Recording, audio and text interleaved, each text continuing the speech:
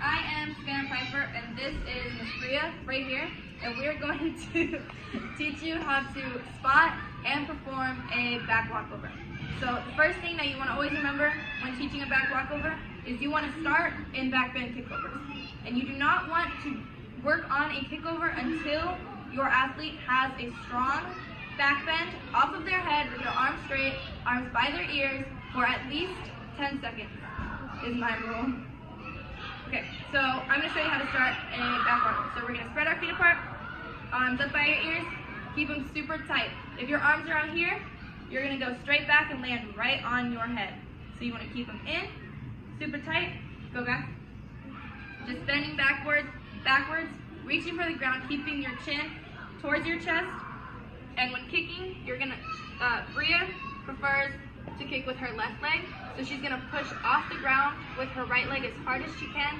And as Brooke Meeker says, you want to pull your toe all the way up to the ceiling over in a rainbow and then land just like your starting position.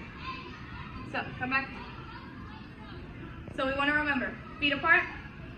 Do not spread them too far apart because then you will not be able to go directly into your walkover. And then arms up by your ears, tight, good. Keep your chin to your chest, back bend. Good. And coaches, when you spot this, you're going to have your whichever hand you prefer on their back, and the other one is going to be on the foot that they kick with. Kick. And you're just going to push the back up a little bit and pull her leg over her head. Okay? So now on to back walkovers. So back walkovers are just like this, but you're going to start with one foot forward, and you're going to kick as soon as your hands touch the ground, and it'll just be one continuous motion. So you start with one foot forward, arms up, chin to your chest, just like this. And this is also how you're going to end. You're going to end the same way. So, ready? We're going to do our back bend. And then kick. Good. And land just like that. Notice her arms came out a little bit when she stood up. We don't want that. We want her to stay right here, because that means that she's going to get in the habit of doing this, and if she has to do multiple skills behind that, her arms are going to be way out here and she's going to land on her head. So let's do one more time with your arms by your ears. Go slowly. Good. Okay. So one thing that Bria is really good at that a lot of athletes actually struggle with is making sure that her knees are locked and her toes are pointed as much as she possibly can. It's just a simple aesthetic thing that coaches tend to focus on.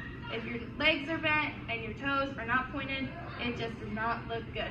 Okay, let's do some more.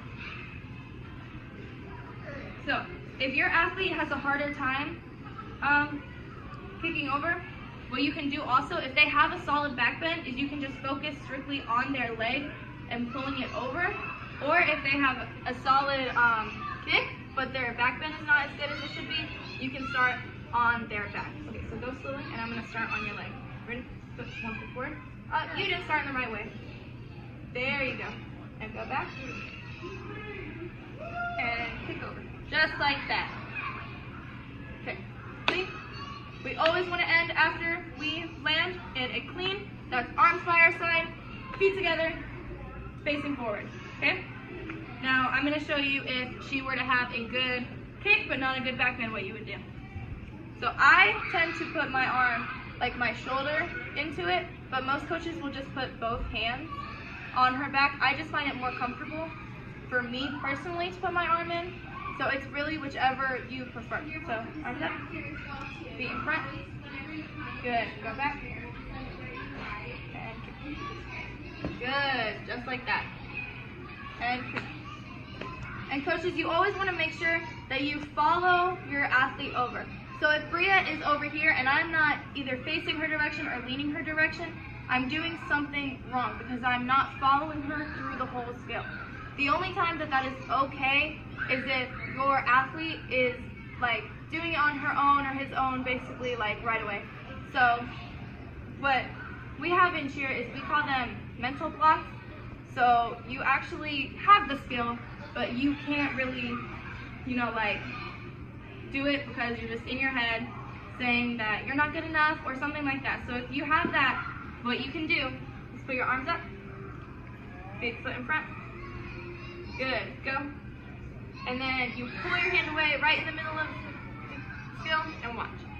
Okay, so that is how you spot and perform a back walkover.